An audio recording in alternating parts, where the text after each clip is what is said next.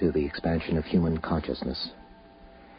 His longtime interest in plant hallucinogens, drug experiences generally, and the conscious development of conscious alternatives led him into the investigation of the phenomenology of religious experience worldwide, but particularly that of primitive people against a background of nature.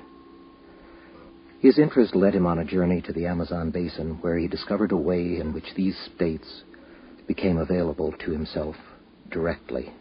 Terence McKenna, I wonder if you could share with us that experience that shaped your life and work since that time. Certainly. There have actually been a number of expeditions to the Amazon that I have participated in.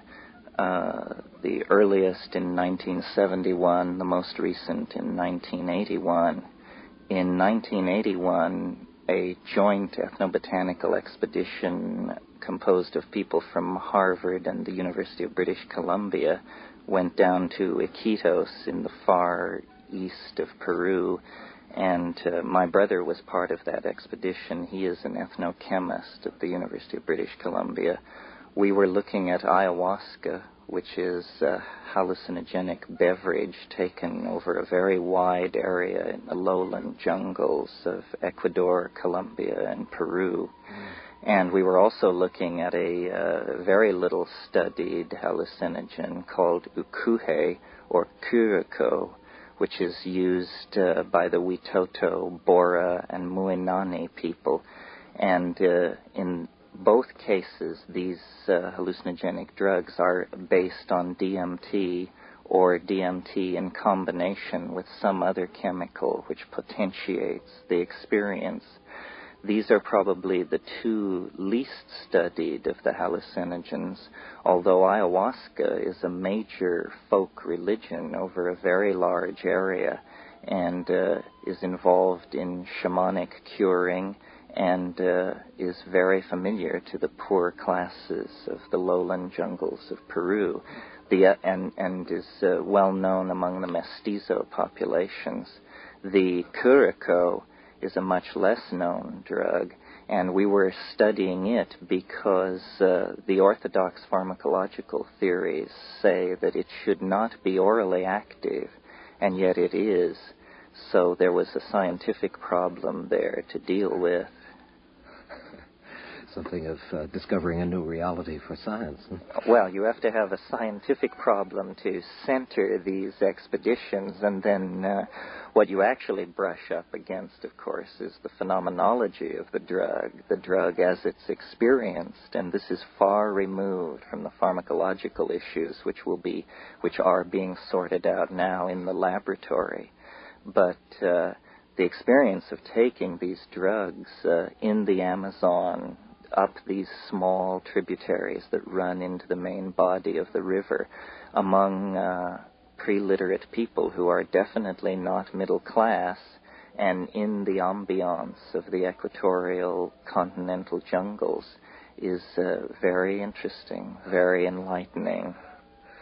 How did you respond to that? I assume that you'd experimented with other hallucinogens in the recent past before you made that journey, and that indeed you were looking for the effect that would have a psychophysical response in you.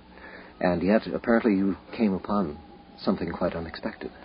Yes, well, since the middle 60s, we had been interested in dimethyltryptamine, DMT, both because of the intensity of the experience and also because of the rapidity of its onset. When DMT is smoked, it comes on in about 15 to 30 seconds, and the onset of the effects of that rapidity actually challenges science to explain it. And then the content of the experience seemed to us to go beyond even the orthodox model of what the psychedelic experience should constitute.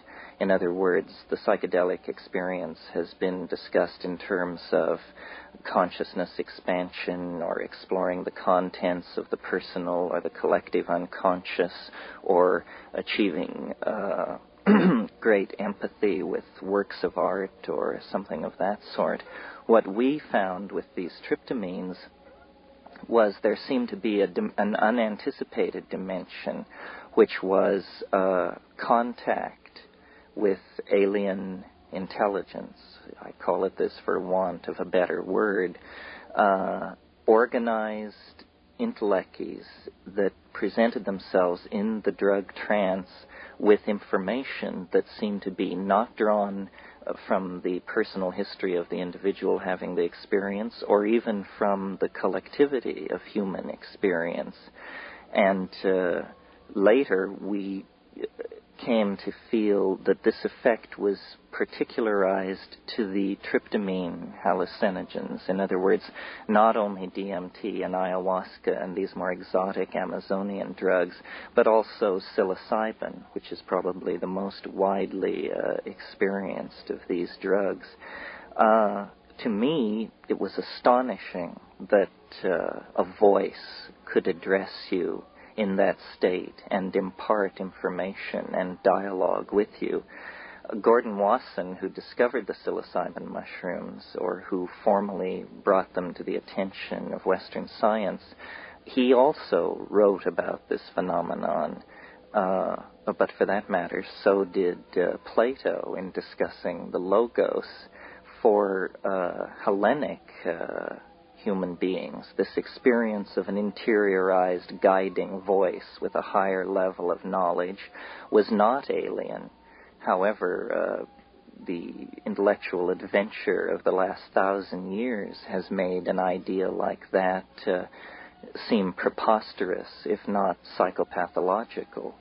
And so, as moderns, as pharmacologists exploring these drug states, my brother and I came upon this phenomenon.